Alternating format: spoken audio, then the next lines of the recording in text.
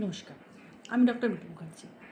কেতু যদি সেকেন্ড হাউসে বসে থাকে, আর কেতু এমন একটা জিনিস, সবাই বলে যে মাথা নেই, তো মন দিয়ে সব কিছু কথা বলে।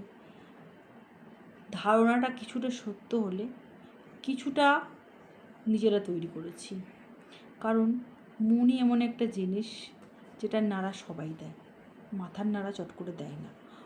তো যদি সেকেন্ড হাউসে কেতু বসে থাকে, আর সেই সেকেন্ড হাউসে যদি রবি আর কেতু সংযোগ হয়, তাহলে বাবার সাথে সম্পর্ক কোনো দিন ভালো হবে না। তো সেই বাবার সাথে সম্পর্ক ভালো রাখতে গেলে আমার মনে হয় বাবার থেকে দূরে থাকাই ভালো। শুনতে খারাপ লাগলেও যে অপ্রিয় সত্যি কথা।